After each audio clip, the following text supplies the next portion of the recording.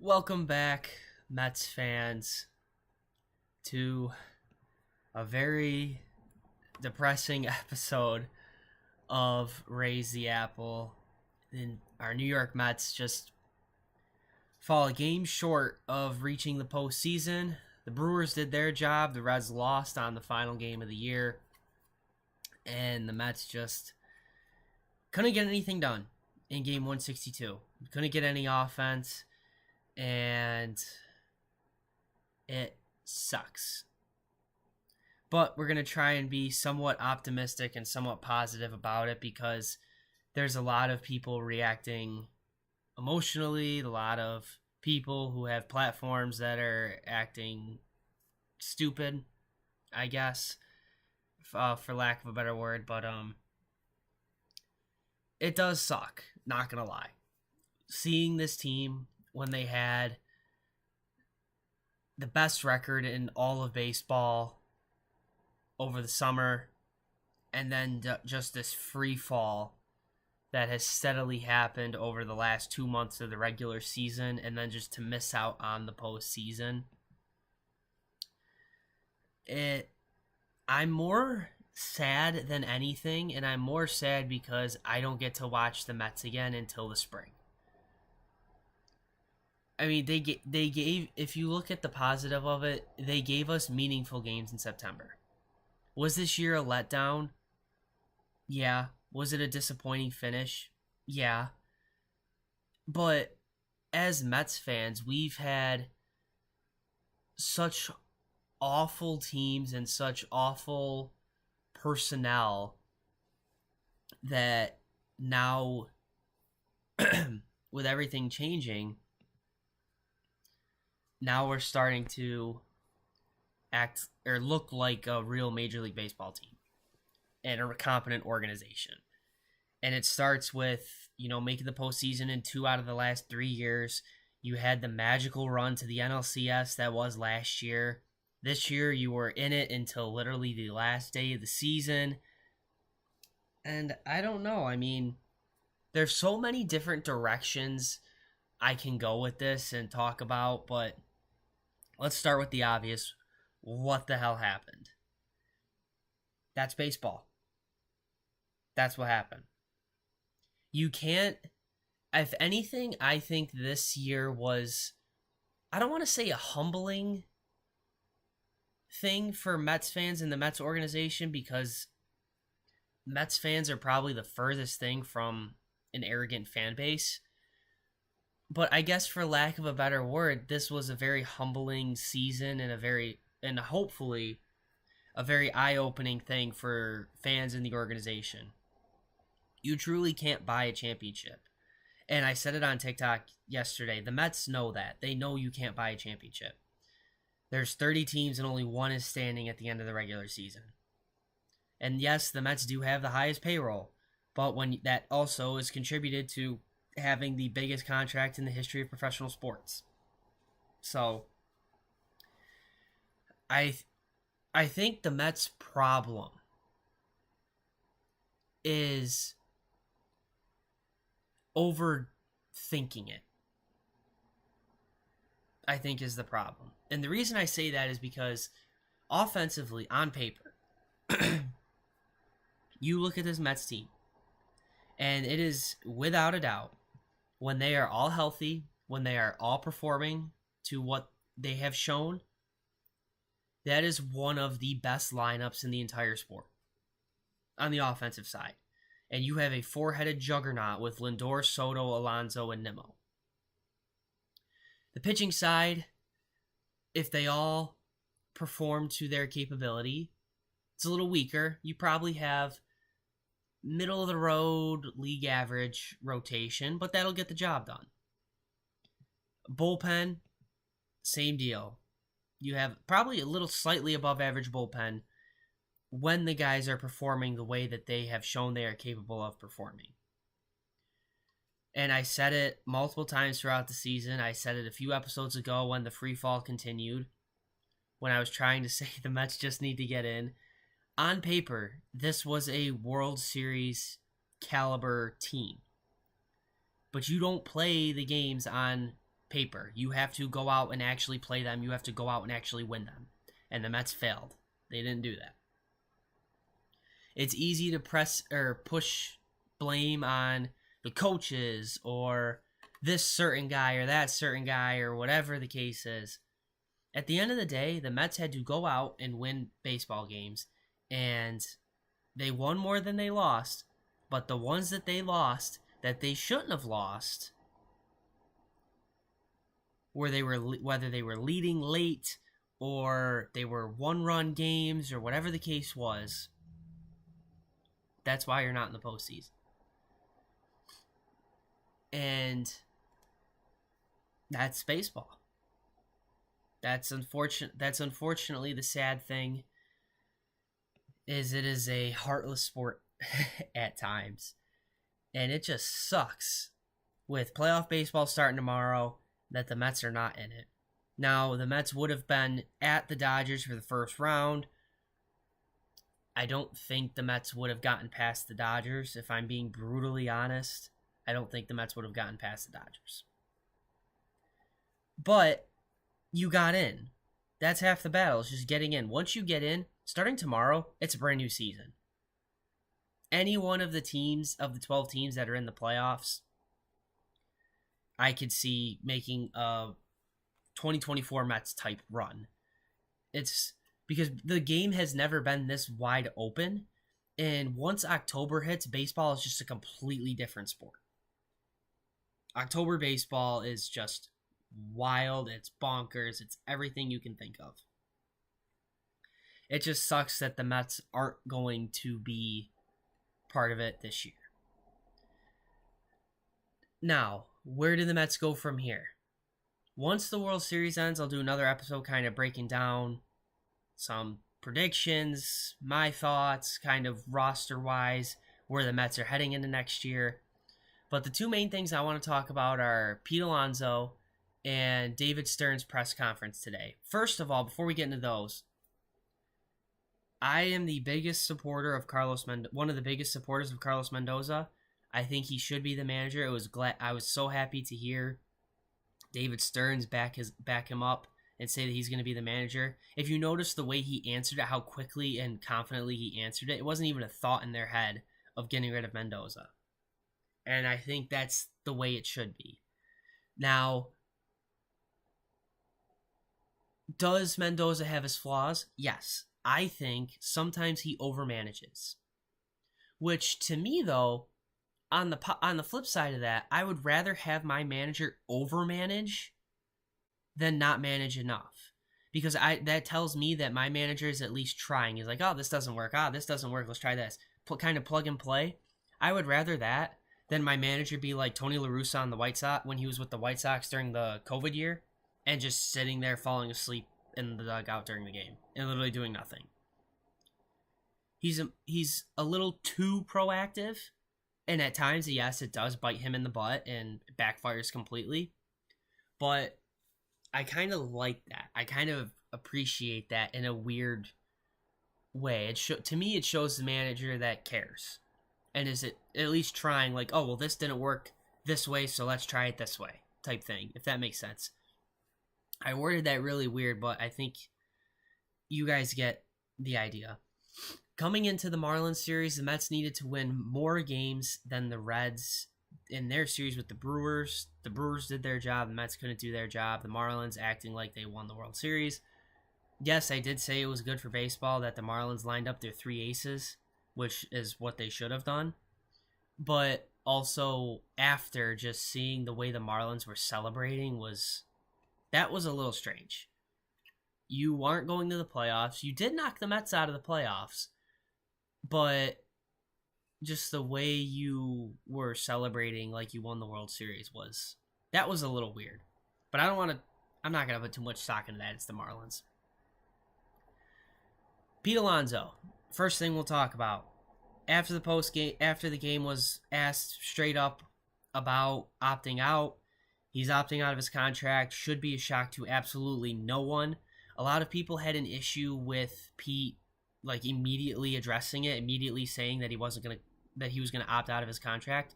First of all, we've known since it was announced his contract had a player option after the first year, that he was going to opt out after this year.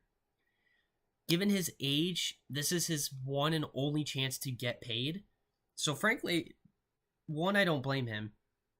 But two, I don't know why any Mets fan is surprised that he's opting out. I think Mets fans' bigger problem with Alonso was how quickly he addressed it. Now, part of that is on the reporters because they brought up the question, but also Alonso didn't shut it down and be like, we just lost. I'm not going to talk about that right now, yada, yada, whatever the case is. Alonso fed into it a little bit, which rubbed fans the wrong way. But when you look at, ever since Pete has come up since 2019, he's been as real as it gets. Like, he's an honest dude. He's been brutally honest ever since he's gotten here in 2019. And I think that kind of takes, because that's kind of a decreasing trait people have in today's world, and I think it catches people off guard. It just how upfront he is, and he's not the only player in the sport that's like that. But I think it kind of catches people off guard that he's like that. I didn't have a problem with it. It was, to me, I saw it and I was like, okay, like I knew he was gonna opt out. This shouldn't really be a story. This shouldn't really be as big of a deal as it's being made into. But it's New York sports media, so of course people are going to run wild with it. To me, going into this offseason, again, we're going to talk about it more in depth after the World Series is over. But to me, the top priority is keeping Pete and keeping Diaz. Diaz has not announced formally if he's going to opt out of his contract, so we have to wait and see on that. But I think keeping Pete and keeping Diaz is the top priority, because Diaz is the best closer in baseball. You're stupid not to try and keep him. And also, if you keep Pete, you're saying that you signed Pete, make him a Met for life. Pete, Nimmo, Lindor, Soto are all locked up, presumably for the rest of their careers. They are your four. They are your core four. We are going to build around the four of you. Let's go win a World Series. In my opinion, that's what the Mets should do. Will that happen? I mean, baseball's a wild game. Pete seems too loyal of a guy to leave. I don't see him leaving, but I do see the negotiations being very weird just because Scott Boras being his agent, and we saw how it worked last offseason, how difficult and tense it seemed between Steve Cohen and Pete Alonso's camp. So that'll be an event in itself. But I just can't see a world where Pete is not a New York Met in 2026. Like, I don't even know where he would go. I guess teams that have been brought up on Twitter, the Yankees, of course, the Blue Jays. I mean, he's going to want to go to a team that's in a win-now state. So those are two teams that are in that position. I just cannot honestly see Pete Alonso in anything but a New York Mets uniform. And I hope that David Stearns, in his press conference today, he expressed he would like to have Pete back. I hope Stearns and Steve Cohen agree and the two sides can come together and get it done. Which leads us into David Stearns' press conference today. He started right off the bat taking accountability for the roster because he's in charge of the roster, making the roster. He would not get into specifics of next year. I appreciate how honest he was, and it shows how much better this organization is with him and Steve Cohen leading the way as opposed to previous regimes. I don't know if we see that many changes. I think we're definitely going to see some changes in the pitching, because Frankie Montas, yes, he's most definitely done, especially getting Tommy John. Tyler McGill's getting Tommy John. Reed Garrett's getting Tommy John. So going into next year, you got the three young aces in Tong, Sproat, and McLean. You have Sean Manaea. You have Clay Holmes. You have David Peterson. You have Kodai Senga. You have Christian Scott coming back. That's 8 guys for a 5-man rotation right there. So the Mets are going to have to figure something out.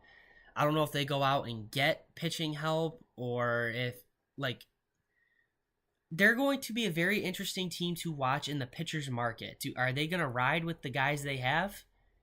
I mean, the Senga and Manaya, it was just a matter of health. Clay Holmes and David Peterson were the two most reliable guys for the Mets this year, even though they struggled at times. Clay Holmes was double his previous career innings high. David Peterson, I want to say, was like 50 or 60 innings more than his career high. Probably fatigue with the two of them. And Senga and Manaya just were never healthy for more than 30 seconds this year. And, I mean, with the three young guys, they've shown how good they can be. You do have Christian Scott coming back, who was in that mix as well, showing how good he could be. It's going to be an interesting way to see how it works out for the Mets starting pitching. Now, the bullpen, you're pretty much getting a brand new bullpen. So, let me pull it up here. The free agents for the Mets this year, not including Pete and Edwin Diaz, are going to be Ryan Helsley, Griffin Canning, Ryan Stanek, Tyler Rogers, Gregory Soto, Jesse Winker, Starling Marte, and Cedric Mullins. So basically, half to almost pretty much 3/4 of your bullpen's gone, with Helsley, Stanek, Rogers, and Soto, and the addition of Reed Garrett being out for the year due to injury, and the up in the air with Edwin Diaz. Excuse me. It's going to be interesting what the Mets do on the bullpen front. Do they bring back some of those guys? Do they start fresh? I mean, Danny Young will be back from injury. Max Kranick might be back from injury. AJ Minter will be back from injury. Although I do have to double check his contracts if AJ Minter was a 1-year deal or a 2-year deal. I'll have to fact check myself on that. But if it's a 2-year deal, you'll have AJ Minter back. And then if you have that surplus in the rotation, do you move guys into the bullpen? Does Clay Holmes go back to the bullpen? Does Christian Scott start in the bullpen to stretch him out? Do you do the Clay Holmes, Sean Manaea piggyback starts like you did?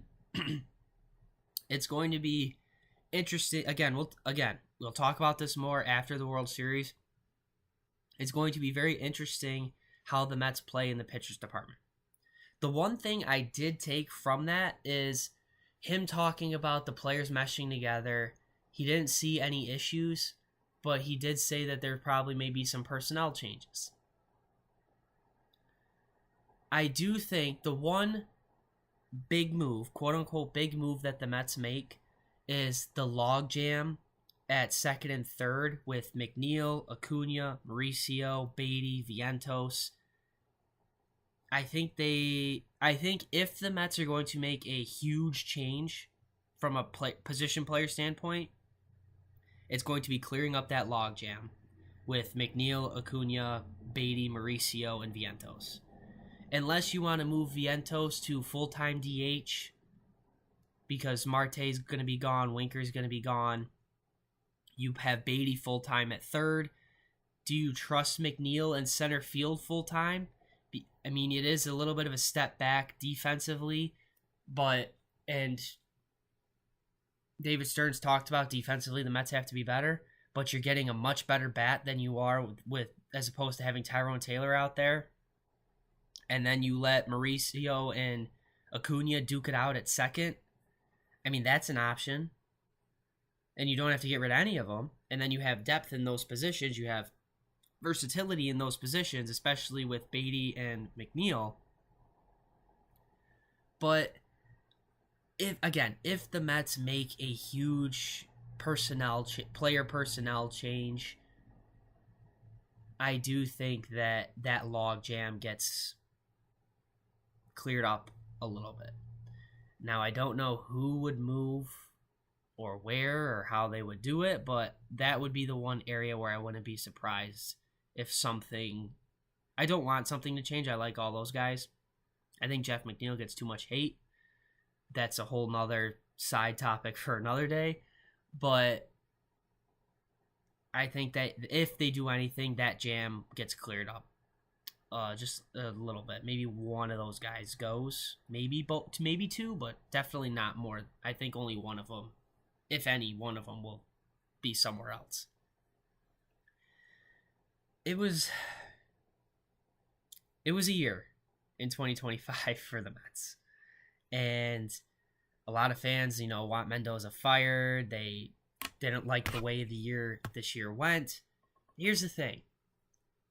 2024 was so magical. You cannot honestly expect that 2025 was going to be just as magical. And you can't blame... To me, I said this on TikTok, I have a hard time blaming the manager when professional athletes are underperforming. And that's what I think was that's why the Mets missed the playoffs, is because players underperformed. They didn't get the timely hits. They didn't get the timely outs defensively and on the mound. And when you don't do those things, you're not going to win games and you're going to miss out on the postseason.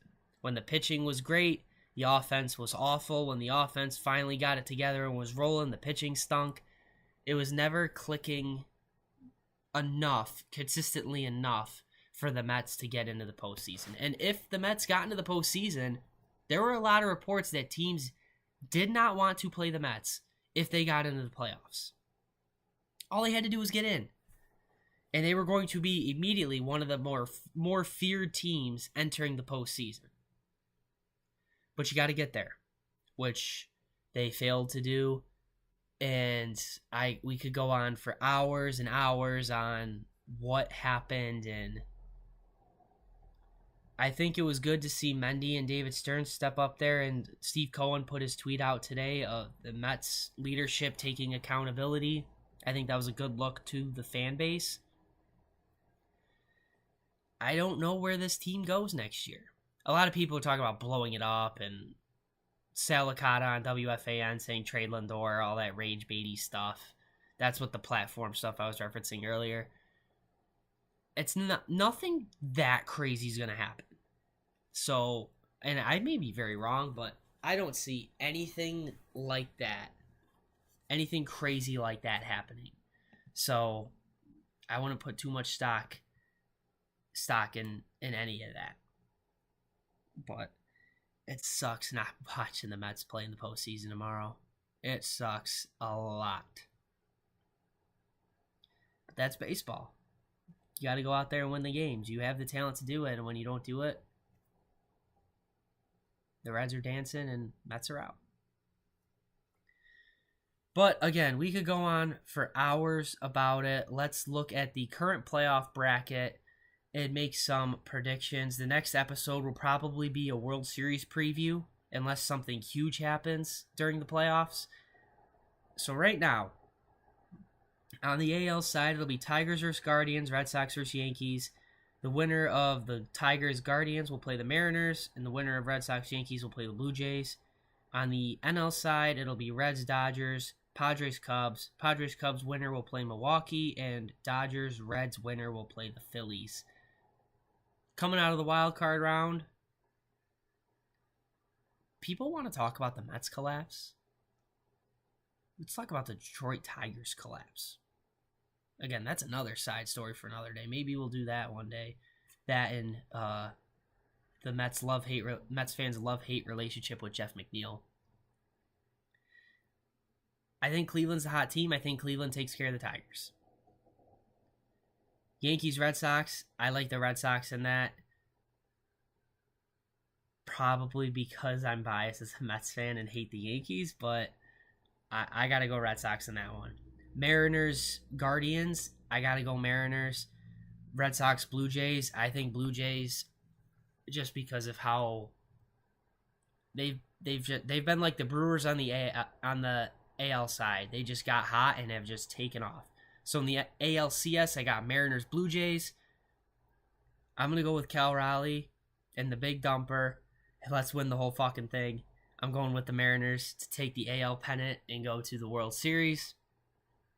On the NL side, Dodgers take care of the Reds. Padres and Cubs, I think that'll be a better series than people are going to give it credit for. give me the Cubs. I think the Padres probably would be favored in that, but give me the Cubs. I take the Cubs off. I think Pete Crow Armstrong, as a baseball fan, I think Pete Crow Armstrong is going to rise up to the moment. Then you got Cubs Brewers. Phillies Dodgers will be a great one. I like the Phillies. I know a lot of Mets fans are going to hate me right now for saying that.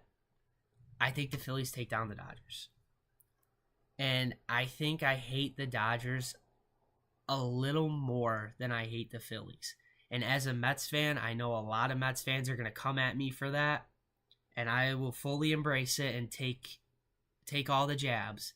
I think I hate the Dodgers a little more than I hate the Phillies. And I think it's because of that Chase Utley slide. I think that's why I hate the Dodgers more than the Phillies. And then Brewers Cubs. I'm going Milwaukee, no brainer. So NLCS, Milwaukee, and Philly. The unbiased baseball fan in me I think Philly can get to the World Series this year. It is going to be tough not having Zach Wheeler. But they have the three lefties with Suarez, Sanchez, and Luzardo. And what version of Aaron Nola you're going to get, that remains to be seen. I'm going to go with Milwaukee. I think the Brewers will take care of the Phillies, though. I think not having Zach Wheeler is what's going to hurt the Phillies. If the Phillies have Zach Wheeler, I think the Phillies win the World Series. If they have Zach Wheeler. But obviously, due to injury, they're not going to have him, so I'm going to take the Brewers over the Phillies in the LCS. And then World Series, Mariners, Brewers. Do I ride with the Mariners? Part of me thinks that the Brewers are going to have the power of Bob Uecker on their side and win it for him. I think I got to go Mariners. I think the Mariners will win the World Series in 2025. I think it's the year of Cal Raleigh and the Big Dumper. That pitching with Gilbert and Kirby and Castillo and Wu, I just think it's too good. And Munoz at the back end of that bullpen. Give me the year of Cal Raleigh and the Seattle Mariners to win the 2025 World Series over the Milwaukee Brewers. I think that goes all 7, though. I think it goes to Game 7. Which, as a sports fan, that's awesome because Game 7 are the 2 best words in sports. But those are some quick postseason predictions. We'll do another episode, probably, unless something crazy happens in the playoffs, probably a World Series preview, and then a World Series recap after, and then a preview into the Mets offseason a little more in detail. But that is going to wrap it up for this week. We're running on 30 minutes. That'll wrap up this week of Raise the Apple. It has been a year for the Mets. Disappointment, anger, you name it. We're all feeling it. But just remember this. I said it on TikTok the other day, and I still believe it, and it still holds true.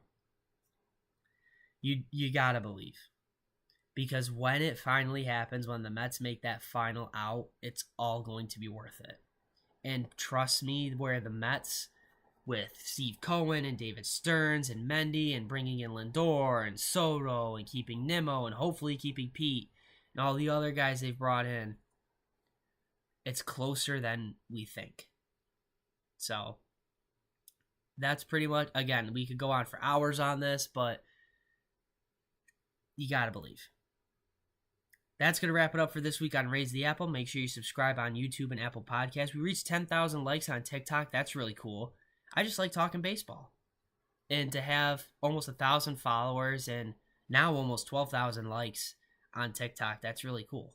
I appreciate all the support from all of you, and hopefully we can continue to grow a nice little baseball community together. I just like flipping my phone camera around and talking baseball. So hopefully we can keep that going.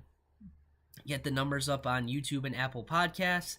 Make sure you subscribe and like and follow on Twitter and TikTok at RTA_pod. Thank you for tuning in. I promise, Mets fans, it all works out. It all works out in the end. Thank you for tuning in, and let's go Mets.